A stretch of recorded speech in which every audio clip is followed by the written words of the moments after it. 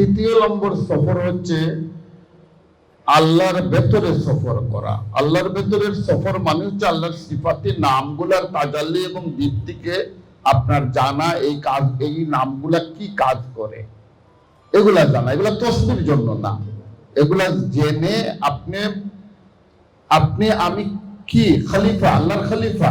খলিফার দায়িত্ব কি? খলিফা হচ্ছে মূল ব্যক্তির প্রতিনিধি। তাহলে মূল ব্যক্তির কিছু গুণ যদি তার মধ্যে না থাকে তাহলে সে কি প্রতিনিধিত্ব করতে পারবে? তা আল্লাহর 99 নামের তাজাল্লি এবং দীপ্তি যদি মানুষের মধ্যে না থাকে তাহলে মানুষ কিভাবে আল্লাহর খেলাফত চালাবে? এর জন্য তৃতীয় সফর হচ্ছে আল্লাহর ভেতরে সফর করা। চতুর্থ সফর হচ্ছে আপনি আল্লাহ থেকে আপনি পর্যন্ত সফর করে আসা।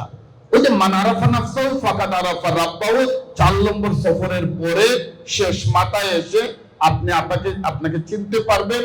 এরপরই আপনার মাঝে নবুয়তি যে তাজাল্লি সেটা আসবে। তখনই আপনি কি হবেন? তখনই আপনি নায়েবে নবী, নবী ওয়ালি কাজের দায়িত্ব আদায় করতে পারবেন। আমরা রাসূল সাল্লাল্লাহু আলাইহি সাল্লামের নূর নিয়ে, রাসূল সাল্লাল্লাহু আলাইহি সাল্লাম নূর না এটা নিয়ে ঝগড়া করতে করতে এই সমাজ দীর্ঘদিন থেকে চলে যাচ্ছে। এখানে আসলে মিসআন্ডারস্ট্যান্ডিং হচ্ছে উভয় গ্রুপেরই। আসলে আমি আমার আলমে আমরের ব্যাখ্যায় বলেছি রাসূল সাল্লাল্লাহু আলাইহি সাল্লাম ওইখানে নূরের তৈরি।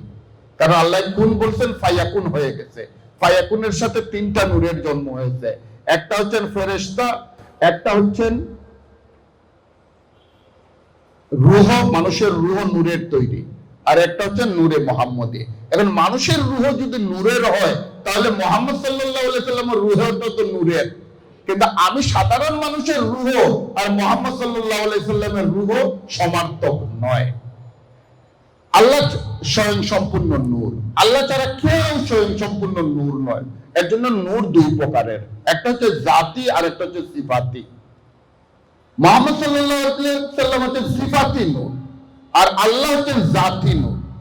এটা আলমে আমরের সৃষ্টি হয়েছে। জিব্রাইল নূর, কুরআন নূর, নূর মানে আলো, নূর মানে কি? আলো। তাহলে ইসলাম নূর, যত আলো যত জায়গায় আছে সবগুলাই নূর। এগুলো নিয়ে ঝগড়া করার কিছু নেই আমাদের মধ্যে। সরাসরি মানুষের কাছে আল্লাহর সব নূর আসে না। আল্লাহ তার পদ্ধতি অনুযায়ী যেখানে যেভাবে প্রয়োজন এইভাবেই নূরকে যে কোনো ভাবে পাঠিয়ে দেন। যেমন ইসলাম নূর আমরা জিবরিল আলাইহিস সালামের মাধ্যমে রাসূলুল্লাহ সাল্লাল্লাহু আলাইহি সাল্লামের কাছে গারে হেরায় প্রাপ্ত হয়েছে। রাসূল সাল্লাল্লাহু আলাইহি সাল্লামের নূরটা 5 পর্যায়ে, 5টা স্তরে এসেছে। একটা হচ্ছে তিনি কে নূর হিসেবে আল্লাহ পাকে তৈরি করেছেন। এরপরে ওই নূরটা আব্দুল্লাহর মধ্যে দিয়েছেন আল্লাহ পাক। আব্দুল্লাহর কপালের মধ্যে এক ধরনের নূর চমকাইতো, যে কারণে আরবের মেয়েরা আব্দুল্লাহকে বিয়ে করার জন্য পাগল ছিল। এবং যেদিন আব্দুল্লাহ, রাসূল সাল্লাল্লাহু আলাইহি সাল্লামের বাবা আব্দুল্লাহ মক্কা থেকে মদিনায় যাচ্ছিলেন, পথের মধ্যে অসংখ্য নারী তাকে বিয়ের প্রস্তাব করেছেন শুধু এই নূর দেখে। যখন আব্দুল্লাহ মদিনায় গিয়ে মা আমিনাকে শাদী করলেন এবং ফিরে আসলেন, তখন আর ওরা বিয়ের কথা বলে না। জিজ্ঞেস করা হলো কেন বলো না? বলে আব্দুল্লাহর কপালে ওই নূর আর নাই, ওটা কোথাও চলে গেছে। এই নূর চলে গেল তৃতীয় পর্যায়ে কার কাছে? মা আমেনার হরমের ভেতরে। এরপরে ওই নূর মা আমেনার ভেতরে গিয়ে মাটির দেহের ভিতরে ওইটাকে প্যাকেজিং করা হয়েছে। কারণ পৃথিবী হচ্ছে মাটির পৃথিবী, ওইখানে ওই নূর এসে টিকতে পারবে না। এখানে মাটির কভারের ভিতরে করে আনতে হবে।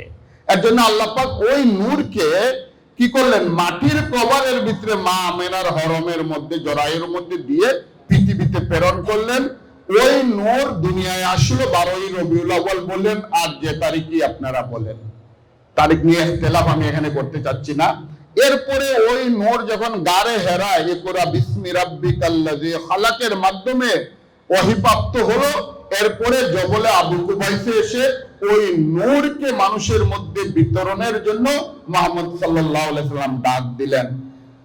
এখন এখানে 2টা ভাগ হয়ে গেল, একটা হচ্ছে শয়তানি রূহ, শয়তানি মন, আর একটা হচ্ছে ফেরেশতার মন। আবু লাহাব, আবু জেহেলরা শয়তানি মন নিয়ে গেল, আর আলী, আবু বকর, উমর তারা ফেরেশতার মন নিয়ে দাঁড়ালেন। আমরা শেষ পর্যন্ত বেলাল, খাব্বাব সবাই ফেরেশতার নূর নিয়ে আমরা এখন মাসুম বিল্লাহর কণ্ঠে নূরে মুহাম্মদী শুনবো ইনশাআল্লাহ আমরা সবাই, এবং অনুধাবন করার চেষ্টা করব রাসূলের নূর দ্বারা যেন আমরাও আলোকিত হই। ধন্যবাদ। যার নূরের মালা গলে দিতে আমি এলাম জগৎ ঘুরে, তিনি হলেন রাসূলুল্লাহ, যিনি শ্রেষ্ঠ খোদার পরে। যার নূরের মালা গলে দিতে আমি এলাম জগৎ ঘুরে, তিনি হলেন রাসূলুল্লাহ, যিনি শ্রেষ্ঠ খোদার পরে। তিনি হলেন রাসূলুল্লাহ, যিনি শ্রেষ্ঠ খোদার পরে। রাসূল তোমায় ভালোবাসি হৃদয় উজাড় করে, আমি তোমায় রাখিতে চাই আমার বুকে ধরে। রাসূল তোমায় ভালোবাসি হৃদয় উজাড় করে, আমি তোমায় রাখিতে চাই আমার বুকে ধরে। আমি তোমায় রাখিতে চাই আমার বুকে ধরে। যার নূরের মালা গলে দিতে আমি এলাম জগৎ ঘুরে, তিনি হলেন রাসূলুল্লাহ, যিনি শ্রেষ্ঠ খোদার পরে।